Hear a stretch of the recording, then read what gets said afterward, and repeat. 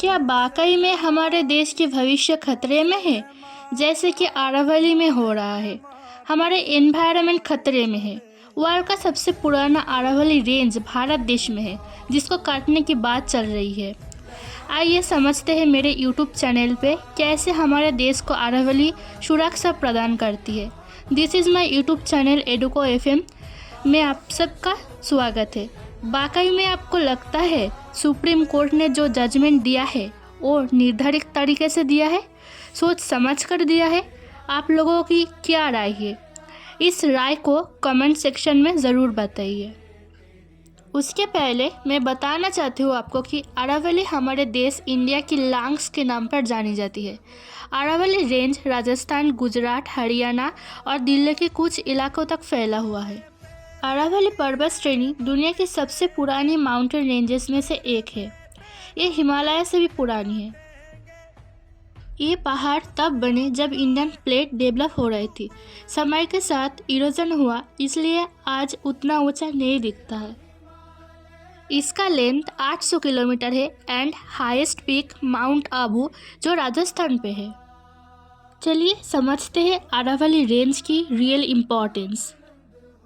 Aravalli range Thar desert की speed को रोकने वाली एक नेचुरल वॉल है। ये डेजर्ट की हॉट वाइंड्स और सैंड को ईस्ट डायरेक्शन में आने से ब्लॉक करती है। अगर अरावली हिल्स को तोड़ दी गई तो थार डेजर्ट राजस्थान से आगे बढ़ेगा। हरियाणा और दिल्ली तक डिसर्टिफिकेशन का रिस्क होगा।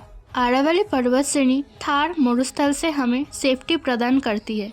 उसकी गर्मी को सोख कर हमें सही वातावरण देती है। अरावली रॉक्स रेन वाटर को एब्जॉर्ब करती है, जिससे ग्राउंड वाटर रिचार्ज होती है।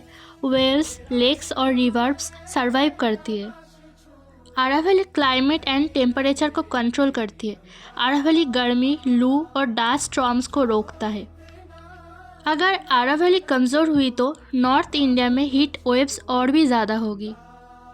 यहाँ लियोपार्ड्स, जैकल्स, बर्ड्स, रेप्टाइल्स और कई रेयर स्पीसीज मिलते हैं जो कि अब खतरे में हैं।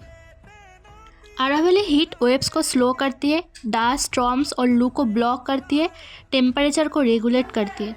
अगर अरावली वीक हुई तो नॉर्थ इंडिया में एक्सट्रीम हीट और बढ़ेगी, एयर पोल्यूशन और भी ज़्यादा होगा।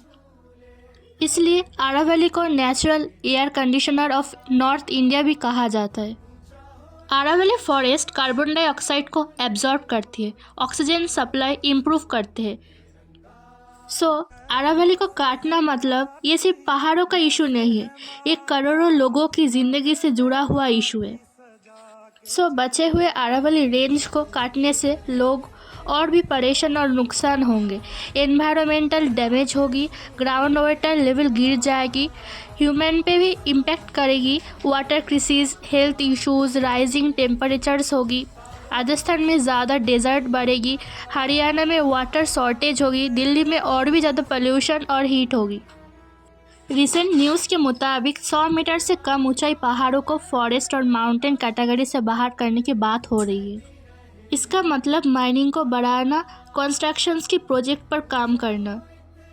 तो अरावली रेंज को काटने से बचाने के लिए स्ट्रिक्ट एनवायरमेंटल लॉज को निकालनी चाहिए, अरावली रिफॉरेस्टेशन करनी चाहिए, लीगल माइनिंग को स्टॉप करनी चाहिए और पब्लिक अवेयरनेस भी बहुत ज़रूरी है। अरावली सिर्फ पहाड़ नहीं, ये हमारा नेचुरल सिक्योरिटी सिस्टम है। अरावली रेंज डेजर्ट से सील्ड, पानी का प्रोटेक्टर, क्लाइमेट का बैलेंस और नॉर्थ इंडिया की लाइफलाइन है। अगर हम आज अरावली को नहीं बचा पाए तो कल डेजर्ट को रोकना इम्पॉसिबल हो जाएगा। अगर आपको लगता है अरावली को प्रोटेक्ट करना ज़रूरी है तो लाइक शेयर करके अवेयरनेस को ज़रूर फैलाएं और आपकी राय को कमेंट सेक्शन पे ज़रूर बताएं। Thank you for watching my video. Stay safe and stay healthy.